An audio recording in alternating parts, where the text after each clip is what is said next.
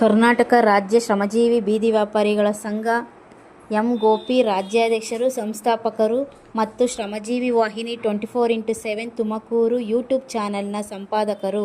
ಇವರ ನೇತೃತ್ವದಲ್ಲಿ ದಿನಾಂಕ 4/9/2025 ಇಂದು ಬೆಳಗ್ಗೆ 10:30ಕ್ಕೆ ಕಾಯಿಪೇಟೆ ಗಣೇಶನ ದೇವಸ್ಥಾನದ ಹಿಂಭಾಗ ಗುಬ್ಬಿ ತಾಲೂಕಿನಲ್ಲಿ ನೂತನ ಶಾಖಾ ಕಚೇರಿಯನ್ನು ಪ್ರಾರಂಭ ಮಾಡಲಾಯಿತು. ಈ ಕಾರ್ಯಕ್ರಮಕ್ಕೆ ರಾಜ್ಯ ಕಮಿಟಿ, ಜಿಲ್ಲಾ ಕಮಿಟಿ, ನಗರ ಕಮಿಟಿ, ತಾಲೂಕು ಕಮಿಟಿಯ ಎಲ್ಲ ಪದಾಧಿಕಾರಿಗಳು ಭಾಗವಹಿಸಿದ್ದರು.